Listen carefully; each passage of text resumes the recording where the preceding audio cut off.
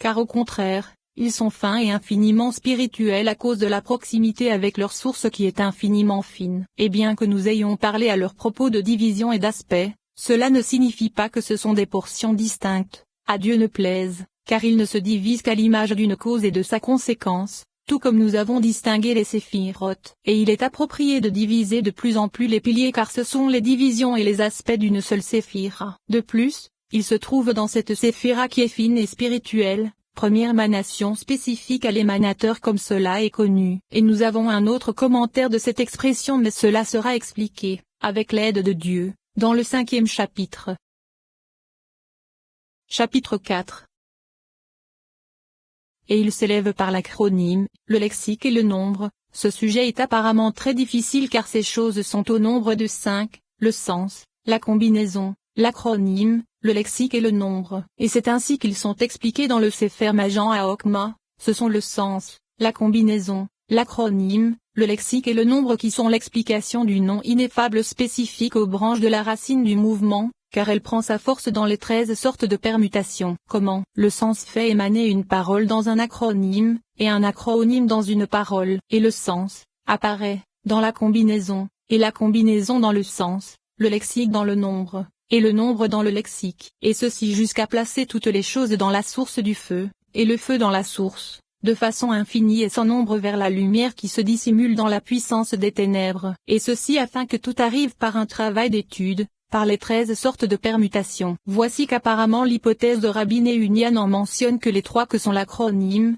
le lexique et le nombre. Et nous devons savoir de quoi il s'agit et ce que cela signifie. Mais avant cela, il est bon que nous entrions dans l'explication de ces 5 sujets et de ce qu'ils désignent. Dans son livre, Akana les explique brièvement. Le sens c'est comprendre un nom du début à la fin de la façon dont il est écrit. En ce qui concerne la combinaison, c'est lorsque tu le combines aux 22 lettres de l'alphabet qui se trouve dans le Sefer Yetzira de notre père Abraham. Et de chaque combinaison, tu sauras faire un acronyme. Et ensuite, en rassemblant tout ensemble on obtient le lexique. Et ensuite, on comprendra par le nombre afin de ne pas se méprendre sur la combinaison des lettres ni sur leurs voyelles. Et ces paroles concernaient l'explication du nom de 42 lettres qui provient de Bereshit, comme nous l'expliquerons dans la section sur les particularités des noms. Et voici qu'il a été expliqué que le sens c'est lorsque l'homme connaît un nom selon la façon dont il est écrit et fixé, et cela a également été expliqué dans une barretta attribuée à Siméon le Juste, qu'il repose en paix. Siméon le Juste dit à ses étudiants, sachez que le nom ineffable est divisé en 5 parties qui sont le sens, la combinaison, l'acronyme, le lexique et le nombre. Le sens c'est pour que l'homme commence à l'organiser depuis le début jusqu'à la fin, comme à propos des 3 versets qui définissent le nom de 72 lettres et qui sont Veillissa, Veillavo et Veillet le premier, ce lit, du début à la fin, l'intermédiaire de la fin au début, et le dernier du début à la fin. Et voici leur ordre de lecture, Vo et Vo, Yod Lamed Yod, Samek Yodet et Sotora. Voici que ces paroles sont en accord avec celles de Akana qui a dit que le sens permet que l'homme connaisse d'abord le sens du nom auquel il s'intéresse, et ensuite, à partir de là il se dirige vers d'autres sujets. Et il est possible que ce sujet soit appelé sens car il s'agit du sens du nom et de son organisation, sans confusion ni doute, et il s'agit d'une fixation. Et les paroles du Sefer Majan HaHokma n'indiquent pas la même chose, car il est dit, comment le sens fait émaner une parole dans un acronyme, et un acronyme dans une parole etc.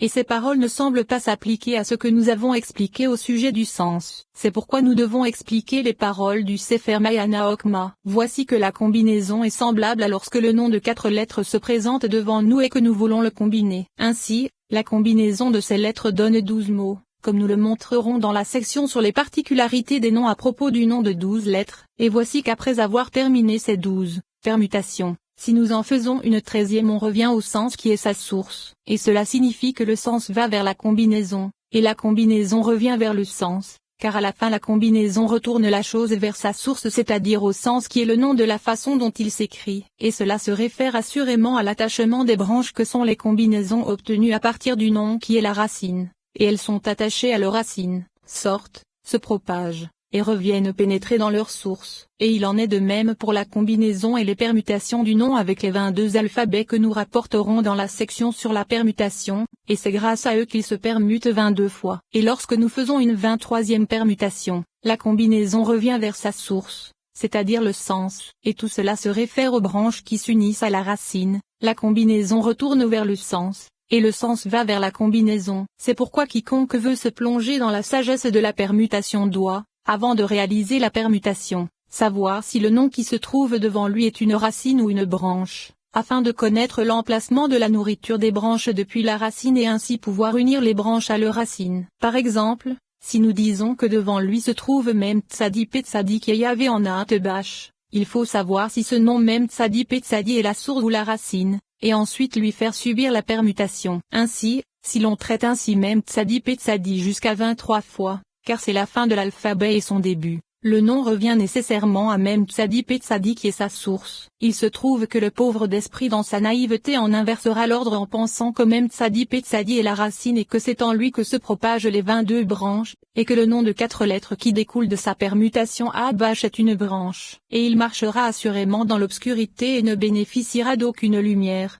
car ce qu'il a pensé être une branche est la racine, et ce qu'il a pensé être la racine est une branche. Et ainsi, le sens est nécessaire afin de faire sortir une combinaison dans le sens, et le sens dans la combinaison. C'est ce qu'il est dit dans le Sefer Mafan Okma, et il en est de même en ce qui concerne l'acronyme et le lexique, car c'est à partir de la combinaison que l'on peut en faire un acronyme. Par exemple, après avoir réalisé la combinaison, une des permutations peut devenir un acronyme qui possède une signification. Ainsi lorsque l'homme permute le mot Shelomo, il peut en faire un acronyme qui a un sens comme Shelma qui sont 2 mots distincts. Ma donne en gematria le nom de 4 lettres dans sous sa forme développée, c'est-à-dire Okma, et Shel c'est de Okma qui s'écrit Ma, comme nous venons de l'expliquer. Ou bien cela signifie que c'est Tiferet, qui est appelé Salomon, qui est Shel explication, comme le fer s'échappe, c'est-à-dire qu'elle est enlevée et émane de Okma qui est Ma. Et ensuite, on peut le permuter en Shalemé. L'explication en est que c'est avec leur chefa que fut accompli Malkout qui est le Hé de Shelomo. Et ceci est un acronyme. Et c'est ce qu'il est dit,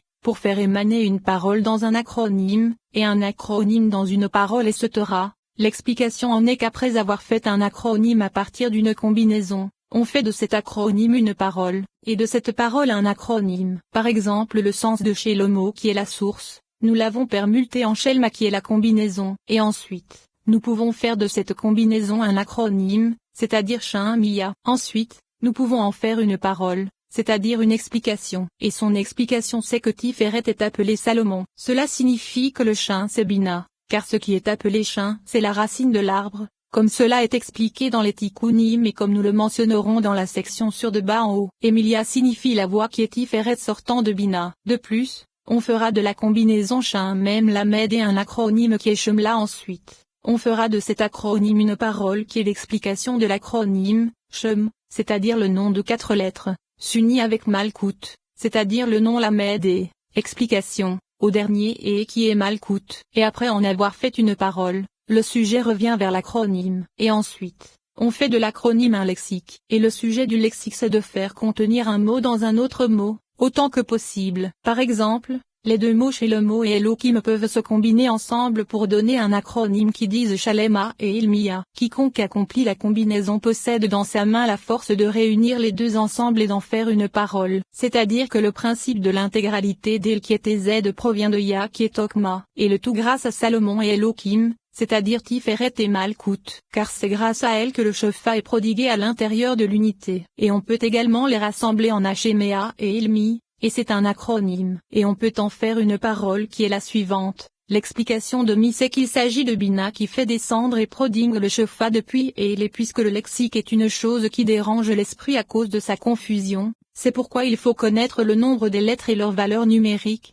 et ceci constitue le nombre. Et cela signifie que l'on nécessite également le nombre des lettres, c'est-à-dire leur valeur numérique et leur nombre. Car si l'on doit faire 2 lettres à partir d'une ou bien d'en faire une seule à partir de 2, par l'assemblage ou la séparation comme nous l'expliquerons dans la section sur la permutation, on le fera et on ne fera pas d'erreur. Et c'est, le lexique dans le nombre, et le nombre dans le lexique, et ceci jusqu'à placer toutes les choses dans la source du feu et ce Torah. Lorsque le nombre retourne vers le lexique vers l'acronyme vers la combinaison, et la combinaison vers le sens, c'est le retour de la flamme vers sa source, car les particularités retourneront vers les généralités vers la source qui est la combinaison, et la combinaison vers le sens, c'est-à-dire que même la flamme se trouve elle-même dans la source, et c'est pour fixer cela dans notre esprit que nous allons le détailler bien que cela n'ait pas de rapport avec cette section. Nous dirons donc que cela signifie que tout assemblage des lettres d'un nom ou l'assemblage des lettres de la Torah correspond à des forces qui s'unissent ensemble, car chaque lettre possède une spiritualité et une neshama.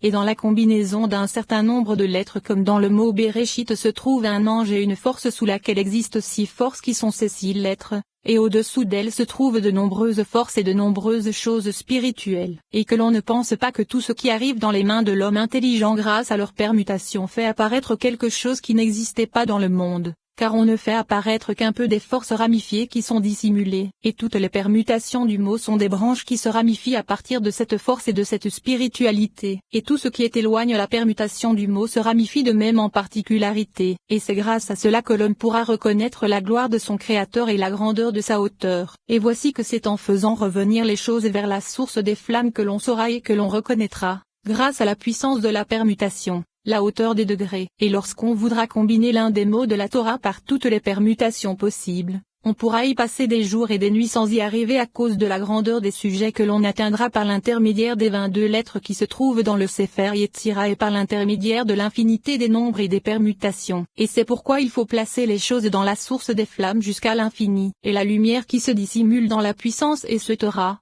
Explication. On saura grâce au sens, à la combinaison, à l'acronyme, au lexique et au nombre que la lumière qui se dissimule est insondable, car les branches qui se révèlent à travers la combinaison reviennent et se dissimulent dans leur source qui est la Keter suprême puisque c'est là que se trouve le mystère de toutes les branches par le secret du retour des choses, des colonnes et des flammes vers leur source, dans la puissance des ténèbres cachées. Explication. Dans la puissance de la sainteté de l'émanateur, l'En Soft qui est ténèbres si l'on considère sa compréhension. Et c'est pourquoi il y est appelé ténèbres cachées. Car en vérité il y est une lumière pour tous les luminaires, et puisque les branches se dissimulent dans la Keter suprême et que Keter se trouve dans l'En Soft, c'est assurément là que les choses se dissimulent à tel point qu'aucune pensée ne peut se représenter la force de la hauteur des branches. Et c'est pourquoi il est nécessaire que tout vienne par un travail d'étude, c'est-à-dire que c'est Malkout qui se trouve dans Keter car c'est en elle que toutes les choses se trouvent dissimulées, et c'est là que se trouve la compréhension car au-delà il n'existe aucune connaissance, et c'est le contraire de ce qu'il est dit au début de ces paroles à propos des branches de la racine du mouvement qui prennent leur force dans les 13 sortes de permutations. Car cela indique que le racine prend sa force des 13 attributs puisque c'est là que se trouve la racine et la source de toutes les choses, et c'est de là que provient leur venue et leur émanation car c'est la racine, et les forces sont les branches qui se ramifient à partir d'elles. Mais la venue de tout,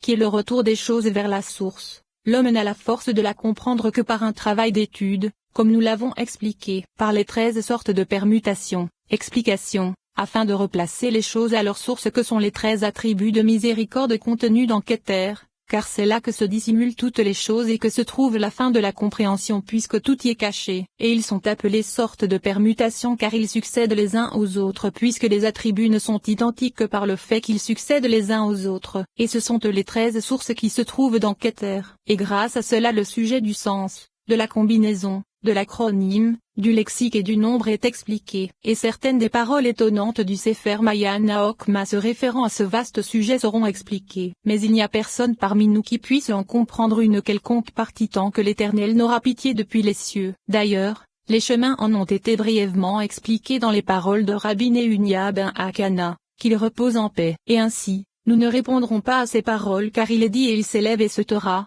Explication. Ces piliers s'élèvent dans les hauteurs du nombre jusqu'à l'infini, vers les branches qui se ramifient par l'acronyme, le lexique et le nombre. Lorsqu'on les assemble, ils deviennent des acronymes qui les contiennent, et ensuite, nous les dénombrons avec des nombres et ils s'élèvent à l'infini. Et grâce à cela nous pourrons en avoir certaines indications. Et c'est à partir de là que l'homme intelligent pourra comprendre car on ne dispose d'aucun de ces piliers lorsqu'on les considère 2 par 2 puisqu'ils produisent une lumière plus éminente que lorsqu'on les compte chacun de façon individuelle. De même, si nous les considérons 3 par 3 ils produisent bien plus de lumière pure et éminente que lorsque nous les considérons 2 par 2. Et ainsi, ils s'élèvent à l'infini par le sens et la combinaison, par l'acronyme, par le lexique et par le nombre. Par exemple, lorsque nous nous représentons ces 620 piliers de lumière comme 620 lettres séparées par groupe de 2 et que nous permutons ces mots selon la combinaison, on peut en obtenir un grand nombre. Et il en est de même si nous les séparons par groupe de 3 lettres et les permutons. ou encore si nous les séparons par groupe de 4 et les permutons, et ainsi de suite, jusqu'à arriver à avoir les 620 lettres ensemble dans un seul mot et que nous les permutions selon la combinaison, et alors on obtient un nombre infini de mots.